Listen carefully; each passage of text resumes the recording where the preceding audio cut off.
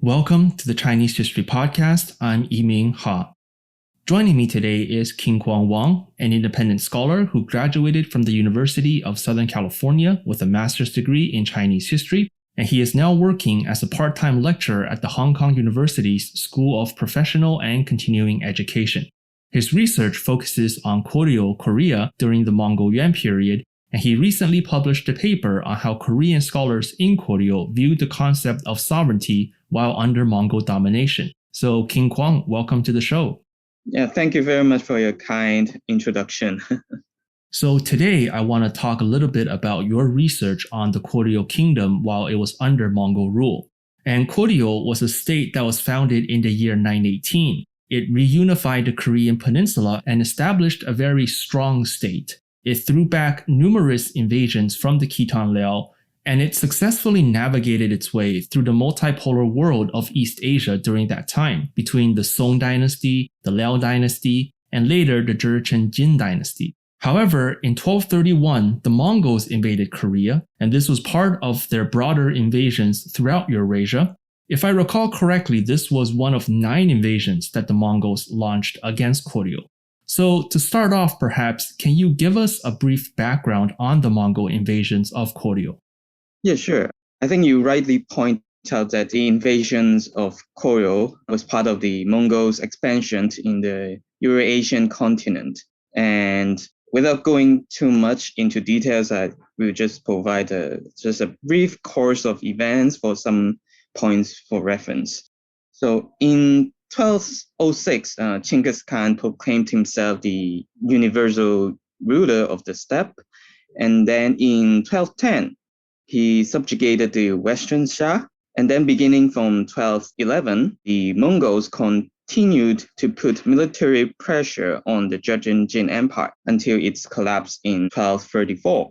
So here the story, I think, became more relevant to the Mongol invasions of Koryå. The military pressure of the Mongols destabilized the Jurchen Jin Empire, and many Khitans revolted in Manchuria, and some of them invaded Koryå in the late 1210s. It should be noted that I think the relations between the Mongols and Koryå was not at all hostile from the beginning, but at the same time, it was not without suspicions. The combined forces of the Mongols and Koryå suppressed the Khitan rebels in Koryå and concluded a treaty in 1219. So this is when the tension between the Mongols and Koryå built up. The Mongols began to demand tributes from Koryå on roughly 7 occasions between 1221 and 1224. So it's quite an intense demand for 7 times within just a short period of 3 years. And privately, Mongol envoys who were responsible for tribute missions also demanded tribute for themselves. Another thing to consider is that as the Jin Empire gradually lost control of Manchuria under Mongol military pressure, some former Jin officials surrendered to the Mongols and established a state called Dongsha that exists between 1215 and 1233.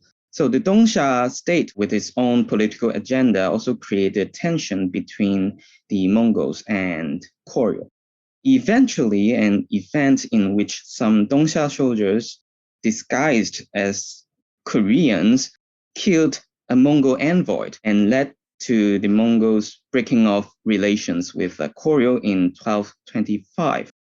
And later, from 1231 to 1259, the Mongols launched several invasions to Koryå. There were several invasions, as you point out, in total 9 invasions, but I think they can be roughly divided into 2 phases. The reign of Ogodai marked the first phase between 1231 and 1238. And during the political chaos after the reign of Ogodai in 1241, we can see a clear break when the Mongols did not attack Koryå. And under the reigns of Guyuk and Mongke, the Mongols resumed their campaign between 1247 and 1259. the Koryō court and people were able to put up some local resistance and scored some minor victories, but in general, the Mongols still dominated the battlefield. A major strategy of the Koryō court was to move its capital to the Kanwa Island and fortified its defense there. The Kanwa Island was such an easily defensible position that the Mongols never successfully besieged the island, and the Koryō court was able to maintain its supply line along the western seaboard to keep the island supplied. So I think this is sort of the dynamics within that period, the 30-year period of the Mongol invasions. So I just have a very quick question. Why was there a gap between the reigns of Ögedei and the reigns of Guyuk and Mongke where the Mongols didn't invade Koryō? Yeah. So after the death of Ögedei, the Mongol court was under the regency of Ögedei's widow. And before the enthronement of Guyuk, I think it's in 1245, something like that. So the regent, the female regency, controlled court politics of the Mongol Empire for several years. And in general, the politics there was, according to official sources, was quite chaotic. And so I think this is one of the reasons that the Mongols did not attack Koryō because of the chaos. I see. So the political situation within the Mongol Empire put a halt to the invasions temporarily. Yes, you can understand it in that way, yeah. So, as you said, the Koryō court retreated to this island where it put up a very strong resistance. In fact, it resisted for almost 3 decades. Why did the Koryō court ultimately surrender in the end, despite putting up such a strong resistance? Yeah, I think there are several points that we can consider about the eventual surrender of Koryō court. So, economically speaking, the long years of warfare destroyed the farmlands and displaced people, especially peasants. Records in the Koryosa, the official history of Koryō, shows that the Koryō government actively encouraged people to reclaim abandoned fields after the invasion. And this suggests the large-scale destruction of economy and that many people who were supposed to farm those fields escaped to other places or perished in the war. The Mongol also kidnapped Koryō people as part of the loot, right, in their military campaign. Many of them settled in Manchuria around the regions of Shenyang. So I think there was an economic dimension to Koryō's surrender in the end. And in terms of the military, it is true that the Koryō military was able to put up defenses, and especially some elite troops called Thambachar were able to win some battles. But on the whole, these were not enough. With hindsight, we know that the Mongols stopped the invasion in the 1250s. But from the perspective of Koryō, the Mongols invaded for around 30 years and came and went at their will and did not show any signs stopping the invasions in the foreseeable future. So it seems to be a strong reason to consider surrendering to the Mongols. And I think there was also a very strong political reason for Koryō kings, if not the whole Koryō court, to decide to surrender to the Mongols. And here we need to consider the political scene of Koryō at that time and going back a little bit in time. Beginning from 1170, military dictators controlled Koryō politics. And after that, Koryō kings were mere figureheads of the state. When the war broke out, the military dictators were hardliners in resisting the invasions, while a lot of the civil officials proposed to sue for peace and establish tributary relations with the Mongols, like what they have done with the Khitans and Jurchens previously. The military dictators were very adamant in insisting the relocation of the court and continuing its resistance. But opportunity for the Koryō king came in 1258 when the Che clan, the most powerful military dictator, was purged from the Koryō court. although some military leaders still controlled Korean politics, the press suggests that the military dictatorship was much weaker. The year of 1258 was also the death of Mengke and the beginning of the civil war between Aribuka and Kublai. Koryõ kings eventually sided with Kublai and gained the goodwill of the future emperor. So the Koryõ kings were able to oust the military dictators once and for all with the help of the Mongols. So these course of events, I think, led to the eventual surrender of the Koryõ court to the Mongols. So, in addition to the Mongols' overwhelming military superiority, there were also economic considerations and practical political benefits for the Koryõ king in surrendering to the Mongols. Yes. So now that Koryõ has surrendered, how did Kublai integrate Koryõ into his empire? So in current scholarship, it's still debatable whether the Mongols integrated Koryõ into their empire or not, or at least some scholars maintain that Koryõ was an independent kingdom. So I think a discussion of how the Mongols integrated Koryõ into their empires depends on how one defines the meaning of integration. Perhaps you can look at how scholars understand the situations of Koryõ at that time. And here I will try to provide two sides of the same coin here. First, look at those who highlight the autonomy of Koryõ. Scholars understand the relations between the Mongols and Koryõ through the lens of tributary relations. The basic framework of tributary practice is that when a tributary state recognized the overlordship of another state, then the overlord state would in turn recognize the autonomy of the tributary state. Such a relationship was often confirmed by the practice of rituals and was often nominal. And some understand the integration of Koryõ through the Mongol worldview.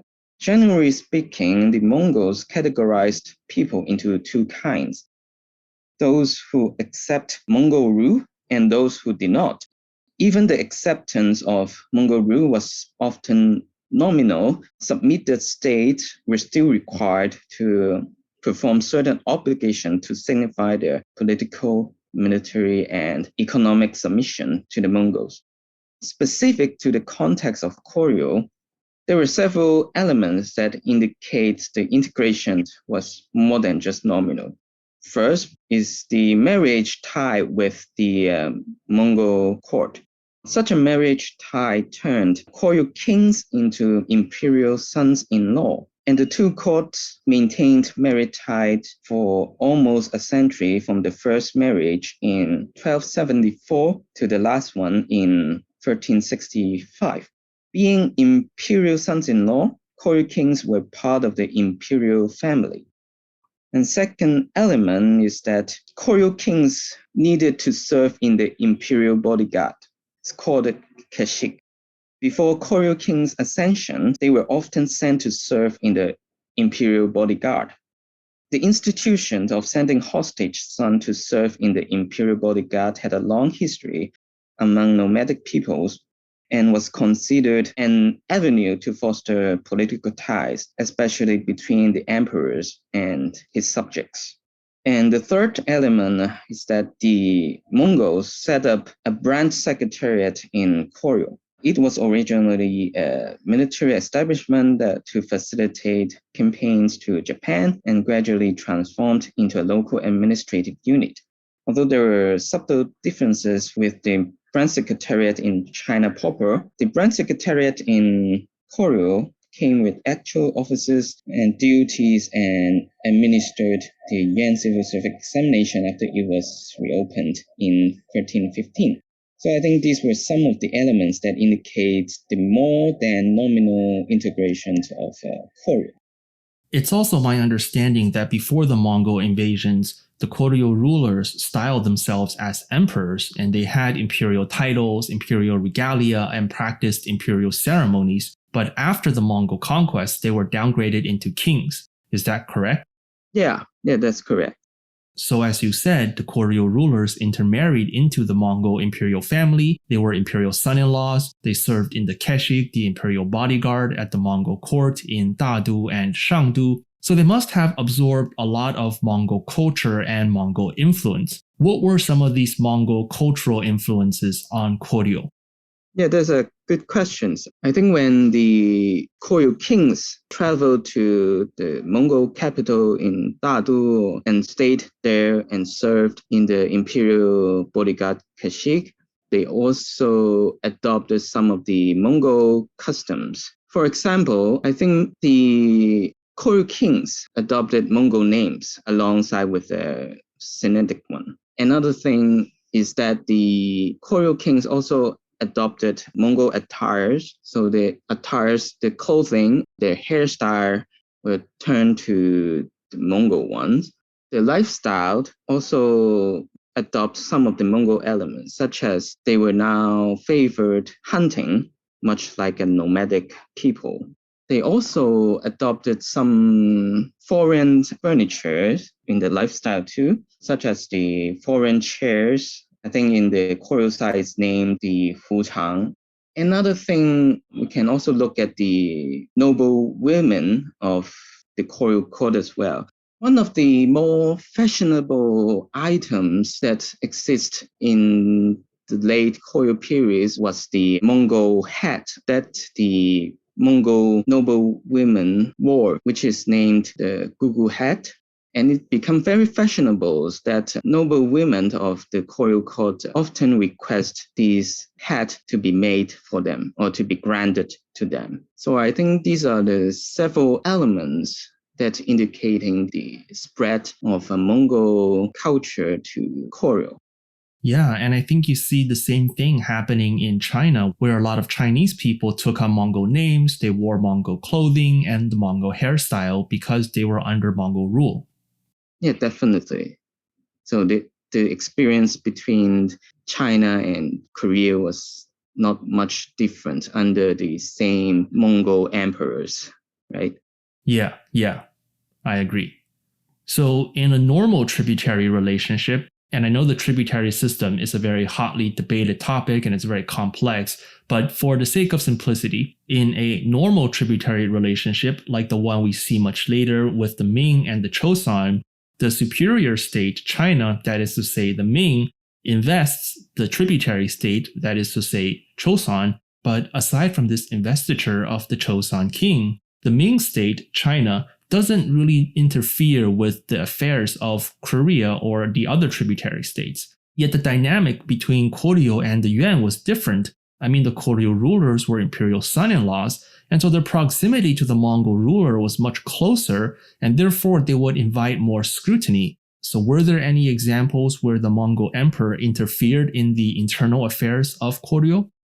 Yeah, there are several instances that the Mongol emperors interfered in Koryō politics. In general, I think the political dynamics between the Mongols and Koryō was that the Mongols practiced indirect rule to their subjugated states. But when the political situation demanded, then the Mongol were still able to exert influence to their subordinate state. The primary aim is to preserve stability within the empire. So there are several actual examples that the Mongols influenced in the politics of the Koryō court because the political environment at that period was very unstable, that the Mongol emperors deemed it necessary to interfere and to stabilize the situation.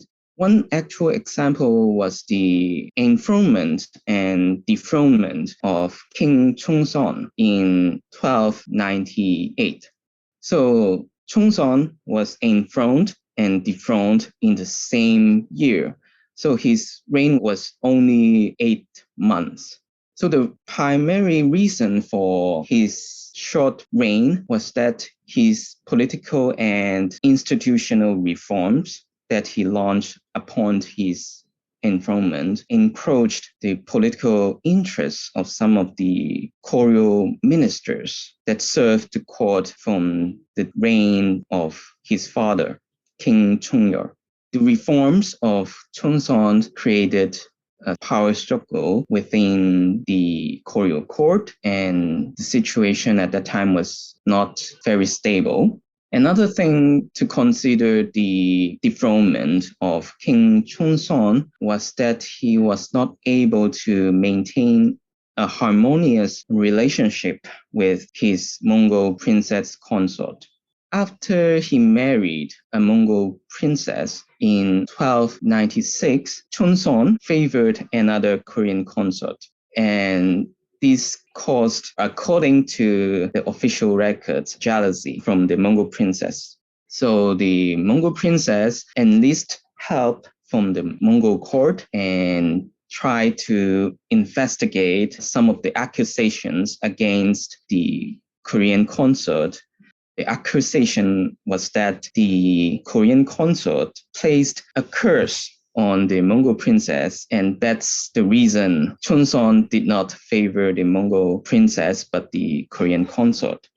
So the Mongol princess enlisted help from the Mongol court, and the Mongol court responded with dispatching Mongol envoys to investigate and interrogated the Korean consort. And according to the records, the investigation mission was 100 men strong. So the Mongol court sent a lot of people to investigate this dispute between the royal couple. It also caused a lot of trouble within the Koryõ court. So I think these two, first, Chunseon's political reform caused instability within the Koryõ court, and Chunseon's failure to maintain a good relationship with the Mongol princess also caused trouble. So as a result, the Mongol emperor at that time, Chengzong, dethroned Chunseon and reinstated his father, Chungnyeol, to the Koryõ throne. So I think we can see this as a very lively example of how the Mongol emperors interfered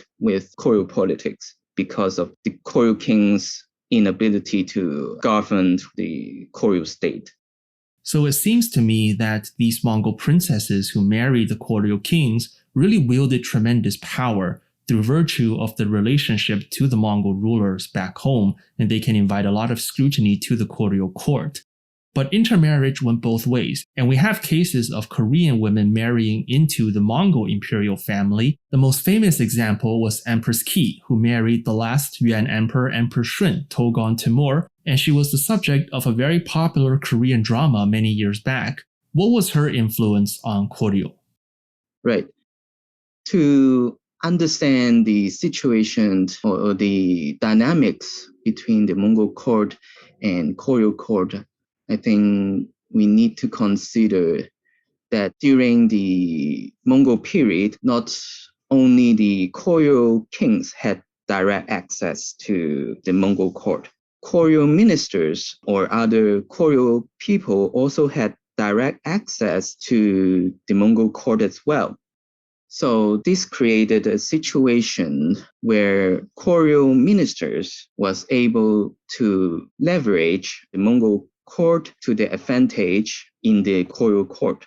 So as you said, Empress Ki married Emperor Sun, and this marriage between Empress Ki and the Mongol emperor gave Empress Ki's family, the Ki family, a very powerful position in the Koryõ court. With Empress Ki's marriage and the tie with the Mongol emperor, the Ki family was able to benefit themselves. I think the most significant influence of this marriage was that now the Koryõ minister was not only a subject of the Koryõ kings, but also had ties with the Mongol emperors or the Mongol court, that they can use their tie with the Mongol court to their own advantage within the Koryõ court. And the Qi family was not the only family who had a marriage tie with the Mongol court.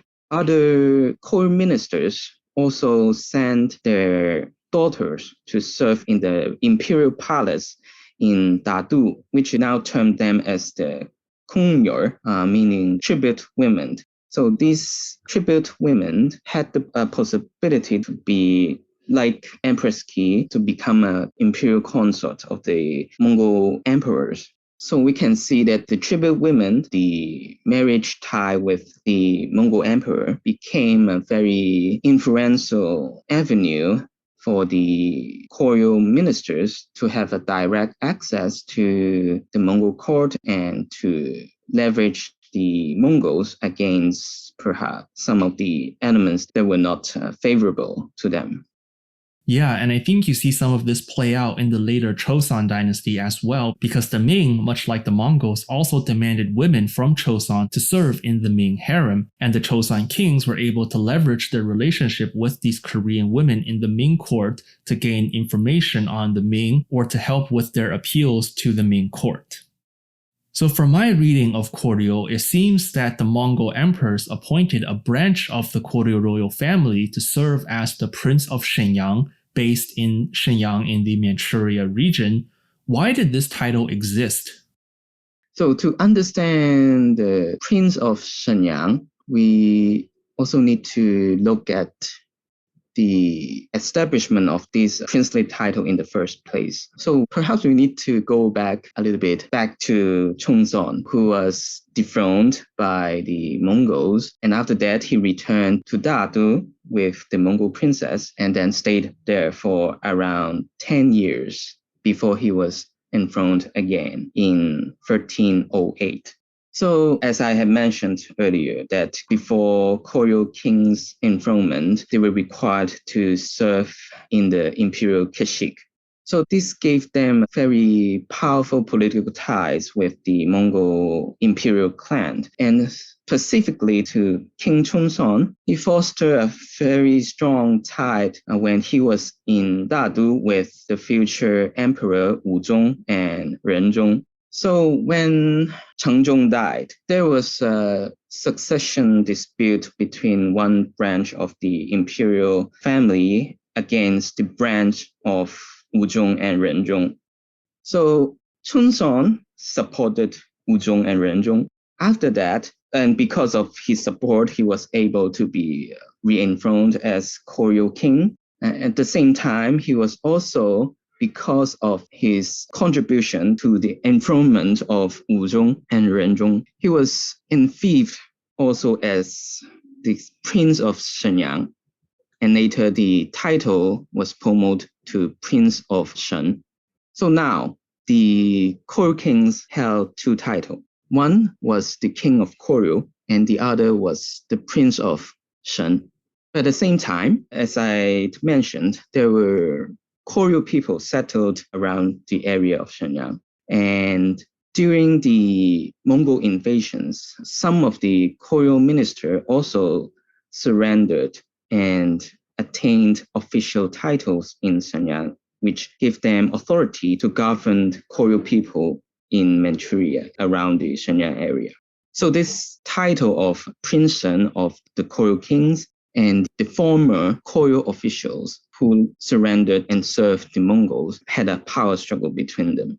So the former Koryō official became very entrenched in Shenyang, and the name of that family was Hong. So the Hong clan complained that one prince should not be enfeoffed with two princely titles.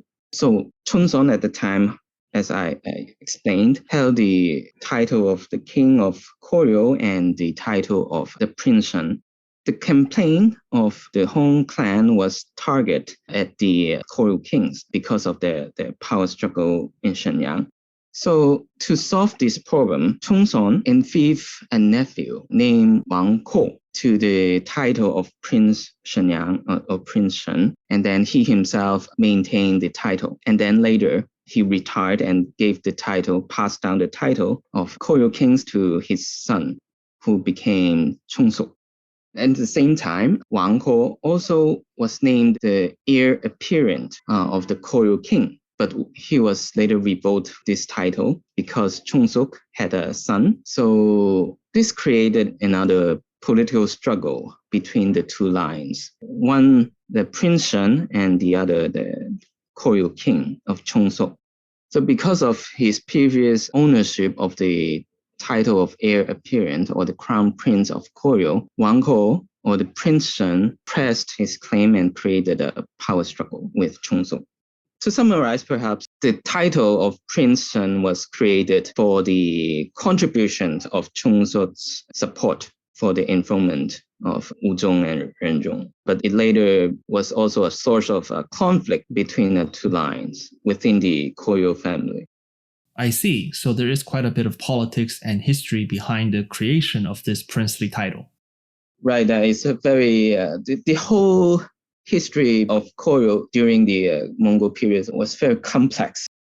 So as many people know, the Yuan dynasty was a very short-lived dynasty. It was among the shorter dynasties in Chinese history. In 1351, the Red Turban Revolt breaks out, and very quickly it spirals out of control. By 1368, the newly established Ming dynasty managed to drive the last Yuan emperor away from Dadu, and soon after that managed to drive him away from China proper altogether. So how did Koryō, given its extensive marriage ties with the Mongol Yuan, deal with the fall of the Yuan and the rise of the Ming? So the relationship between Koryō court and the Mongol court was quite complex.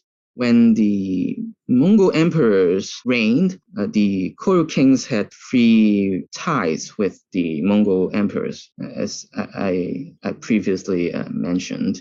They were imperial sons-in-law. They were vassals of the Mongol emperors as they were invested as the king of Koryō. And they were also administrative officials as they were the heads of the Grand Secretariat of Koryō.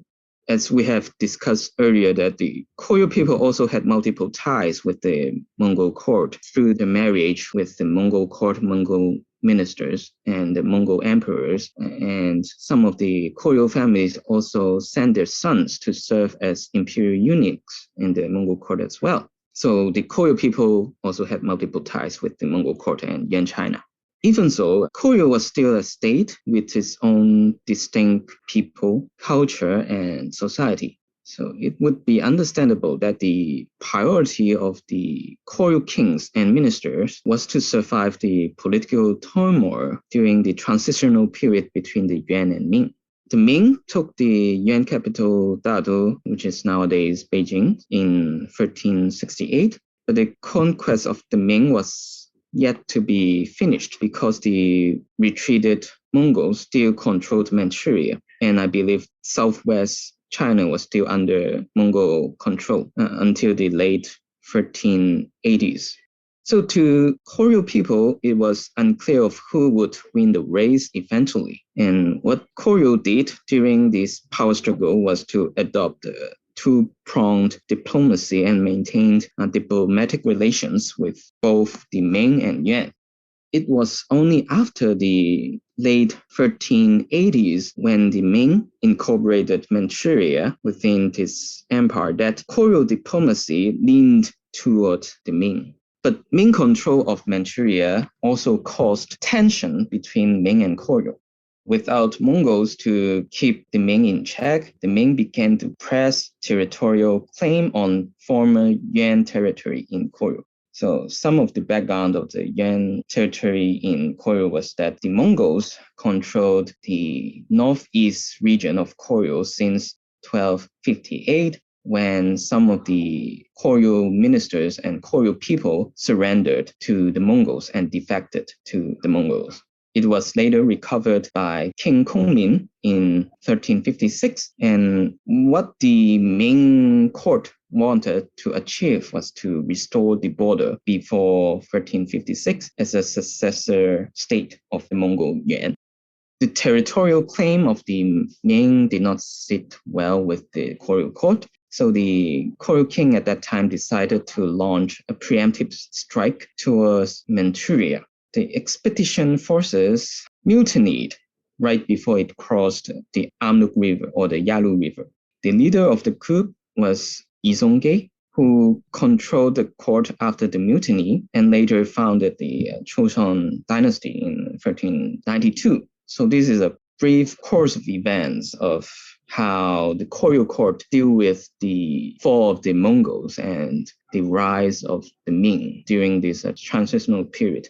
So we can see that the Koryō court was quite pragmatic in its diplomacy during this period.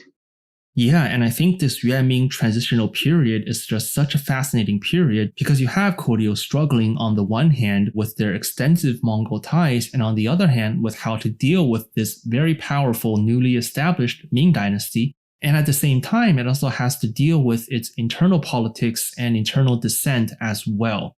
But thank you so much, King Kwong, for coming to the show and sharing so much wonderful information about Koryō under Mongol rule. It's just such a fascinating period both for China and for Korea because you have the Koryō king intermarrying with the Mongols and then wearing all these different identities, and you have all these politics and relationships complicating the dynamic between Koryō and the Yuan. All of this makes their relationship so interesting. And I hope in the future you can come back and join us to talk a little bit more about Koryō under Mongol rule.